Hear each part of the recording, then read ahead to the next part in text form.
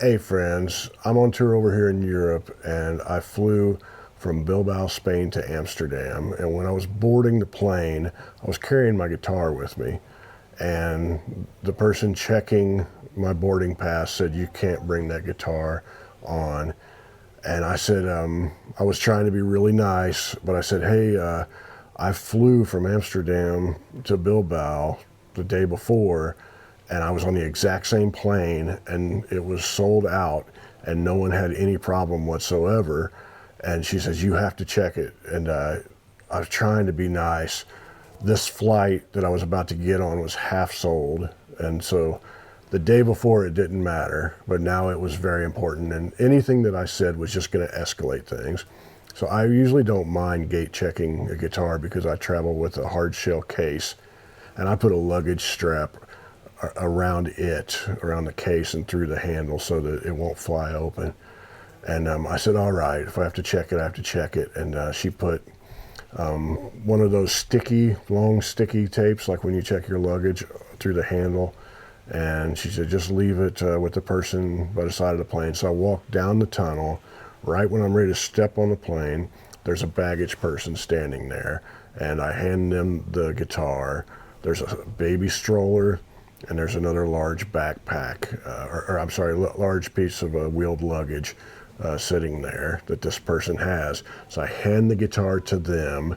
I step onto the plane.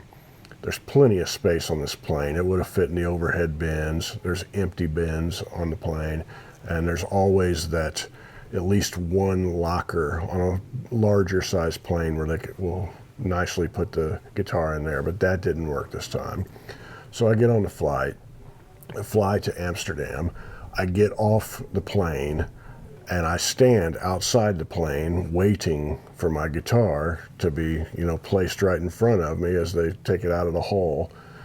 And I'm standing there and nothing's happening. I don't see anything. And then everybody has gotten off the plane, and the stewardess comes out and said, "Is there something I can help you with, sir?" And I said, "Yeah, my guitar.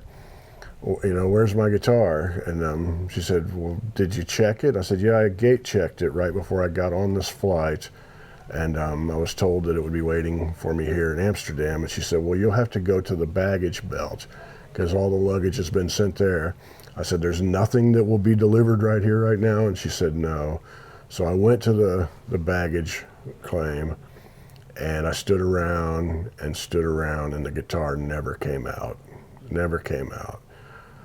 After a while, I go over to the oversized luggage belt. I find that. And a lot of times they will put the guitar on the oversized luggage thing if it comes out of the plane like that. It's not there. This is where if you're traveling with skis, things like that, that's where these things will be. It's not there. I go up and talk to the counter. It's KLM is the flight. And I'm very nice.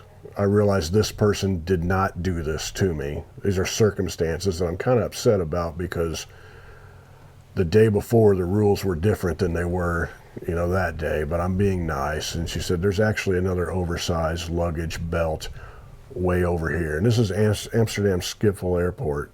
So it's huge. And it's really, really huge. And I'm walking all the way over to this other oversized area. It's not there. I come back.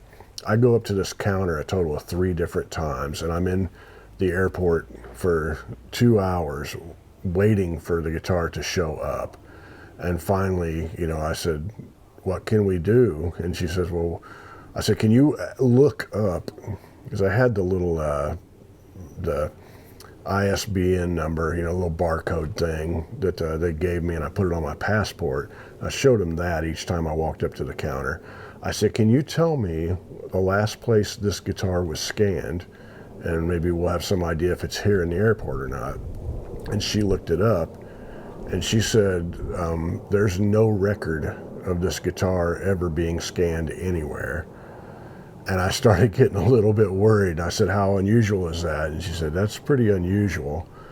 So I started getting pretty damn worried. And, after waiting around a little bit longer and having another person scan the thing and tell me the exact same thing, they said, you're just going to have to, go wherever you're staying. And when we find it, we'll tell you. And I filled out all these forms.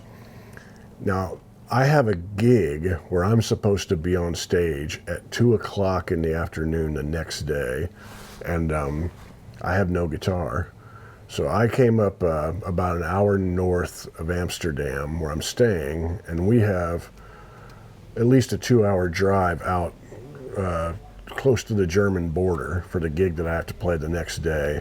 And I started really worrying, am I ever going to see this guitar again? Because of what they told me about, there's no record of it being scanned. And I was really, really worried about it. And so we started making contingency plans in case I don't have a guitar to play at gig. And ended up borrowing one that was not the nicest acoustic guitar. It had a pickup in the sound hole. It was some unbranded, I don't know what it was, but it played okay. And I could do a gig if it plays okay. The pickup, I wasn't so sure would sound really great. So I was a little bit worried about that. And there was no way to plug it in, but it's like, that's what I have. And then there was also a Epiphone, some kind of 335 model. It was a lower end thing that wasn't set up real great, but it was, it's an Epiphone 335 thing. How bad could it be? And they had a Blues Junior amp. So that's what I have to play the gig the next day in case everything goes to hell. So I wake up the next morning, still no word. And I'm thinking, man, I'm going to have to play this gig with this other stuff, and am I ever going to see the guitar again? And I was honestly worried about it. And then I get a phone call from KLM, and they say, we have your guitar, and we can get it to you in 3 days. And I said, that is not going to work for me, brother. And I'm being nice the whole time because it's not their fault, but I'm being firm because I want it solved. And they said, if there's any way that you can come here to Schiphol Airport, we can get it to you. And I said, I'll be there in an hour. So we ended up loading up the car, put everything in for the gig, drive to Schiphol. I walk in and I get my guitar back. I have it right here. It's a happy ending for everybody involved, but I was legitimately worried and thought that I'd never see it again. And but if you ever, this is why I travel with a hard shell case. It makes things harder, no pun intended, than a soft shell. But imagine if this thing is kicking around in airports and in the luggage bins underneath airplanes for this long in a soft case. It appears, in case they're watching, I have not gone over everything. There might be a problem with it, but I haven't found that problem yet. So everything appears to be all right. But I don't know. That's why I travel with a hard shell case. And I'm curious, you guys ever had like a really bad experience? I've had luggage lost quite a few times over the years. This was the scariest one, honestly, because I thought it was gone. It's a guitar, it's an inanimate object, it's not a human being or an animal or whatever, so, I don't have that kind of attachment. But after 15 years, if you've seen me play live in the last 15 years, you've probably seen me play this guitar. It's Martin D-28, and I'll do a little video showing this thing in the next few days for you guys. But right now, I want to hear your stories of loss of luggage. And if you want to hear about me being pulled off a plane in Atlanta by Sky Marshals, watch this video right here, and I'll see you somewhere down the road. Much love to you.